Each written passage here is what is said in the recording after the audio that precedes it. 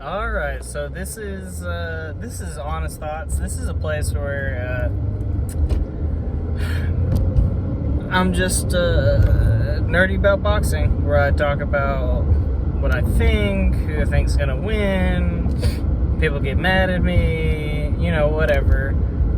But I just watched Logan Paul. It's the same dude. Logan Paul versus Mayweather, and I wish I wasn't disappointed. I really do. It's not that I was particularly looking forward to it. Like, I don't keep up with stuff on the internet a whole lot. I have, like, an actual job.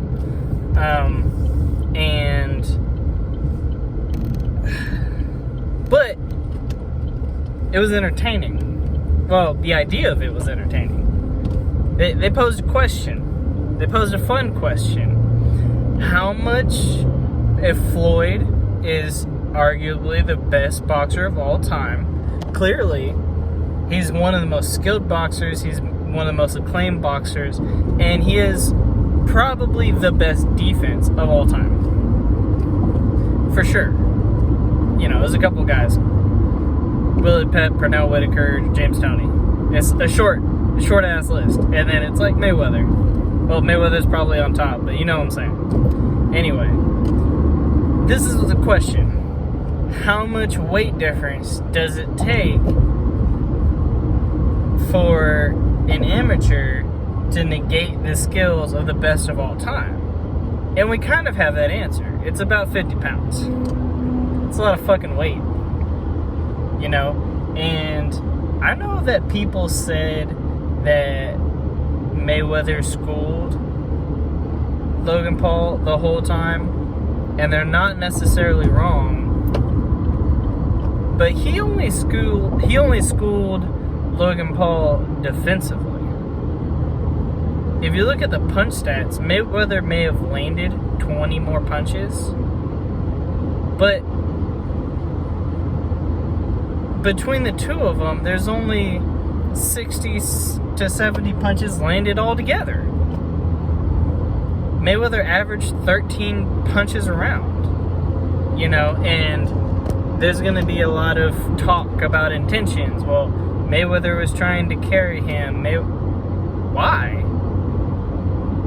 Mayweather goes to decision in all of his fights. Pretty Boy Floyd hasn't been around for a long-ass time. Who has he stopped? He stopped Floyd. Floyd beat himself up. He stopped Conor. That was an anomaly. And Conor is a little bit more dangerous than Logan Paul, which is crazy. But Conor hits harder. And he's got better timing, and he's a real fighter. And he didn't have to worry about getting hit against Logan Paul. There's a level of professionalism in fighting where the pressure and the timing and the breaking down of your skills over time and the exhaustion wears on you. And that's something that did wear on Logan Paul more than Conor. Now, it doesn't seem like it. It seemed like Logan Paul had more of a gas tank, but Logan Paul was not getting hit in that fight. Getting hit 13 times around by someone that's 50 pounds smaller than you, and Floyd doesn't hit that hard anyway, and a lot of those punches were in the clinch. A lot of those landed punches were not like punches in open space where Floyd landed a counterpunch. Those did exist. Particularly, Floyd landed a great left hook when Logan Paul was trying to throw an uppercut, which I would have never told Logan Paul to do in his whole ass life if he's going to fight Mayweather, throw an uppercut. Straight punches, left hook, right hands to the body. Stick to the core four boxing. Uppercut's a little bit more advanced. But at the end of the day, Logan Paul did kind of well. He didn't get knocked out.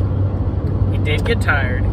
He successfully tied Mayweather up and stopped Mayweather from hitting him when Mayweather was tired. If Logan Paul was advancing the whole time, and then when Mayweather tried to punch, he tied Mayweather up, that fight would look very different. But that's not what happened. Mayweather advanced. Logan Paul was trying to hit him on the back foot, also a bad idea, but he was trying to hit him on the back foot. When it got close and Logan Paul was tired, he then tried to tie up. Successfully tied up. Walked Mayweather to the center. You know, it was ugly. Like, these are not clean techniques. These are not plain practiced strategies and polished. But he was successful. He prevented Mayweather from punching him in the face. And I honestly don't know how you score a fight like that, because nobody landed any punches.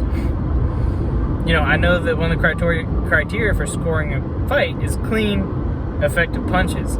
And I know effective is a word that's in there, and a lot of people interpret that into hit percentage. Mayweather has some of the highest hit percentage in the game, and I understand that. But I don't think hit percentage... This is not a video game. I don't think hit percentage should be the end-all, be-all of scoring criteria in boxing. You know, and again, like I said, if Logan Paul was moving forward and missing all those punches, and everything happened exactly the same, and then when Mayweather went to start his offense, Logan Paul tied up, that fight would look very different. You know, and the same events happened, it was just happened backwards. Mayweather, which is like, I understand, it is more skillful that Mayweather not only walked Logan Paul down, and he walked him down while not getting hit. I'm just saying, if the roles were reversed, that fight would look different based on the fact there was no punches landed in that fight. Mayweather landed more, but does it mean as much because he's a smaller guy? Doesn't he have to land twice as many more punches because he's a smaller guy and he doesn't hit hard? Like, he already doesn't hit hard as far as professional boxers go. I'm not going to go so far as to say his pill hands, but he doesn't hit like Keith Thurman. He doesn't hit like Manny Pacquiao. He doesn't hit like Earl Spence. You know, he just doesn't. I'm not saying that Mayweather didn't win the fight, because if I had to score it, I probably would. I'm just saying I'm disappointed because there's no reason why Mayweather couldn't have put the business on Logan Paul a little bit more. You know, like, I feel like if it were me and I was a professional in something and an amateur came to compete against me, I wouldn't just want to win. I would want to win and stomp him so badly into the ground that it would look like he had no business even having a conversation with me. Like, that's just me. I do realize, like, Mayweather made a lot of money, and maybe he's looking to make a lot of money in the future with Jake Paul, but this is technically not a fight. Sorry, this is technically not a professional boxing match. This is an exhibition. And exhibitions are for entertainment. And this isn't like super ridiculous, like Oscar De La Hoya versus Shaq. How many of y'all remember that? I'm even too young for that. But, you know, they were really boxing each other. That's the thing. It's like, this wasn't a fun... I mean, it was a fun match, but, like, Logan Paul was trying. Like, you can say he wasn't, you can say Mayweather was carrying him. We only have to go on what we saw in the fight. And what I saw is Mayweather couldn't land any punches, and neither could Logan Paul, for different reasons. You know, so I just wanted to... But now we have an answer. Like, it takes 50 pounds to negate someone that's an expert at something, and you're not. In boxing, I guess. It's kind of true for everything, except for maybe jiu-jitsu. That's a whole different thing. You know, you'll get your knees torn apart in a leg lock or a heel hook, regardless of 50 pounds. But that's my take. I just wanted a little bit more from it. The Jake Paul, Ben Askren thing was pretty exciting. I was expecting more from Ben Askren, but Jake Paul came out and did what he was supposed to do. He did his job. I'm almost not even mad about that. And it was exciting. And Logan Paul Mayweather wasn't. I think maybe Logan Paul should have picked a different dance partner. The only problem is there's no active boxers right now would be interested in Logan Paul shenanigans. Like, they're trying to get their careers on track, not trying to fuck around with Logan Paul. Woodley and Jake Paul supposedly is going to be a fight next. I am excited for that and have some thoughts on that. But I guess you guys have to just wait and see. So.